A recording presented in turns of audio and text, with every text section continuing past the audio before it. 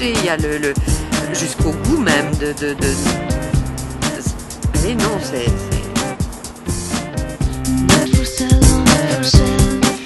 And they describe their state of existence there as just being a piece of meat sitting in a window. Mon rêve, c'est que nous arrivions à environ 500 entreprises légales au total, clubs privés et maisons closes. And all the while, I told myself I was okay and I was fine. Et ça n'a rien de sexuel pour la femme. En général, c'est un acte qui ne dure que 3 minutes. Hein? We have to ask ourselves as to why do prostitutes take to drugs, especially when they are voluntarily in prostitution.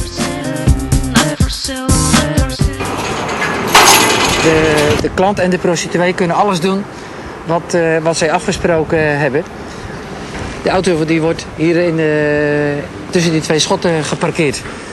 Ja, en dan kan de afwerking plaatsvinden. I used to say, I don't mind having sex, but I've never been that tremendously in love that I would like to do it 40 times a day.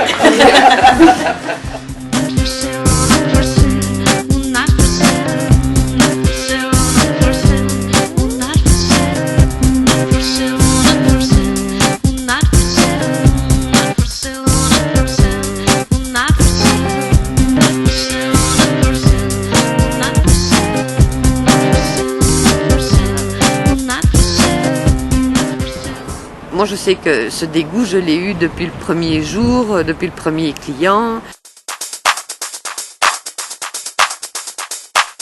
He put me on a street corner and gave me some condoms. I was immediately at risk of the most horrendous violence and abuse. I was raped, I was buggered, I was beaten, I was spat at. I had urine thrown at me from from residents in communities that I worked in.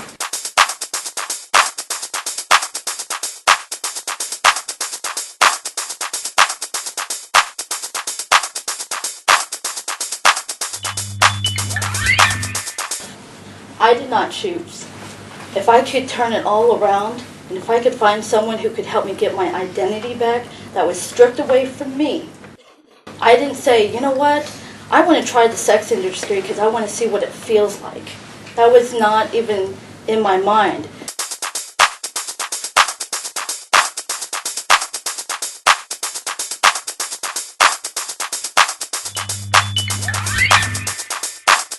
I think women have to tell themselves they've made a choice to survive. I told myself for many, many years I was okay. I had to do that to survive the industry, and that was without a pimp. That was without a pimp, you know. And if women had more economic choice in this world, then perhaps, you know, they would not be choosing to be abused in prostitution. Nous avons toutes vécu cette période où nous avons également dit c'est un choix, c'est un métier, c'est notre choix, on veut le faire, laissez-nous le faire tranquille. On a toutes connu ça, on l'a toutes vécu, on l'a toutes dit.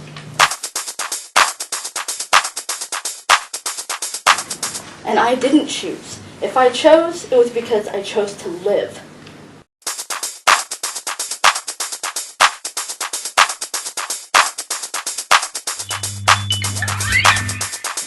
When I turned him down, I was raped and beat. I went to the cops and they said I had no rights. I went back to my pimp and told her what happened. She said, it's normal. This is what the women go through. Et je lui ai demandé à la personne qui disait que c'était tellement bien, pourquoi est-ce qu'elle n'allait pas, je peux être vulgaire, hein, pourquoi est-ce qu'elle n'allait pas faire une pipe à un mec pour pouvoir se manger une tartine par après. The John trick, these individuals, usually men, pay for the right to do whatever he desires to the supply. The John is usually the guy next door. He is someone's husband, brother, uncle. He may be a doctor, own his own business, be a painter, a carpenter. The John may desire to tie a woman or a girl up. He may demand not to use a condom. He may want to rape the supply over and over until his desire is met. When he is finished with the supply, he gives her or her pimp trafficker the agreed upon money, puts his suit back on, goes home, tells his wife or girlfriend he loves her, kisses his daughter goodnight, and goes to bed as though nothing has happened. He feels justified for what he just did. I never thought of how the supply feels. He paid for what he did.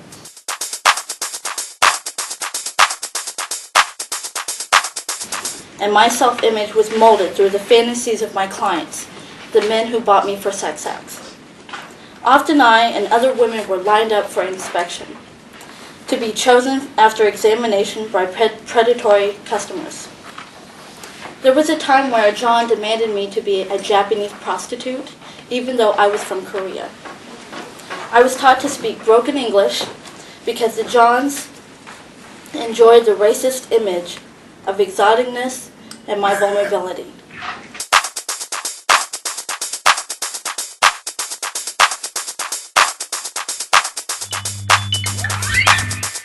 We have to realize that prostitution is a form of trafficking and one of the worst violations of human rights, and it is also an act of violence. As long as demand remains strong, agents and procurers will always find vulnerable populations from other locations.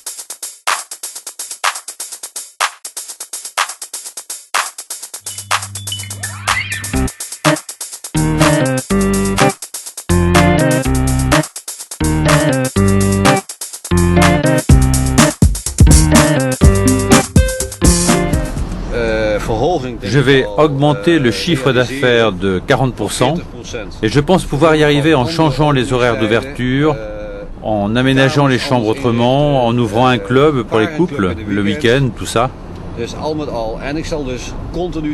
Il faudra que je réoriente mes plans en permanence pendant les 6 premiers mois.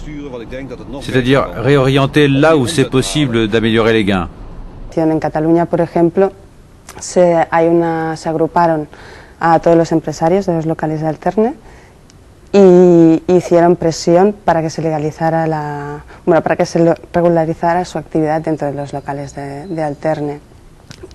Y principalmente lo que han conseguido es que, por ejemplo, las mujeres que estén en estos locales tengan que pasar por controles de sanidad. Y básicamente es esto, es una manera de poner un sello y de garantizar de que esos locales están protegidos, pero para nada sin proteger los derechos de la mujer. Í Ísland begynte vi ganske alene, og egentlig så var jeg helt alene når jeg gikk ut mot den pornobransjen i Island, og jeg fikk trusler på livet. Jeg fikk trusler, mine døtre fikk trusler, og vi ble truet på alle måter, og jeg skjønte at dette var en kjempetøff gjeng som vi hadde med å gjøre. Og også den tausheten i samfunnet, at det var liksom, og det overbeviste meg sammen med alt det andre om at dette var bare en type seksualisert vold, fordi det var akkurat samme tausheten rundt prostitusjon som vi hadde hatt rundt incest i Island tidligere. Légaliser la prostitution, ça veut dire aussi de reconnaître la prostitution et protéger le proxénétisme. C'est reconnaître le proxénétisme comme étant quelque chose de tout à fait normal. But the pimps disappear in the legal systems and they become sex business entrepreneurs.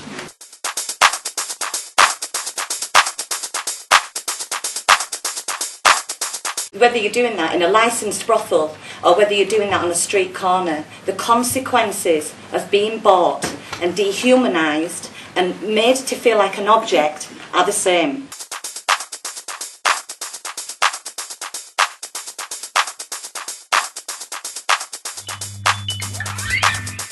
I'm here to tell you that many individuals and agencies that want you to believe that legalizing or decriminalizing sex industries will make things better for women in the sex trade, but I was in the legal brothels of Nevada, as well as the illegal ones.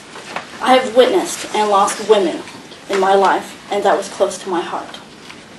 Making prostitution legitimate work and legalizing prostitution will not bring an end to the violence of women in the sex industry. From escaping my pimp, I worked in brothels that were licensed in Edinburgh. There were heroin use going on downstairs. The man behind the desk who owned the premises was evil. He was brutal. He insisted that for certain clients we didn't use condoms because they were his friends, and if you didn't comply you were sacked. Just over the bridge in Edinburgh was a horrendous scene of underground street prostitution. Nobody ever went into them premises to check that everything was above board. Nobody bothered. They licensed it and they left the women to continue to be abused. But in very plush and opulent surroundings. There was plenty of silk sheets and frills and trims for the men, of course. For the women, you got no rights whatsoever. I think that one of the things about legalization is, in a nutshell, that it makes the harm to women invisible. And once you legalize it and once you institutionalize it, indeed, it does not protect women, it just erases the harm. It makes it as if there never is any harm, because the harm itself has been legalized. That in countries where you have legalized or decriminalized the sex industry, there are either no exit programs or there are few. Why are there no exit programs? Because why would you exit from something that has been made normal? Why would the state support that? Why would the state encourage it? It's not a crime. It's not a human rights violation. It's not viewed as violence against women. Therefore, voila, no exit programs.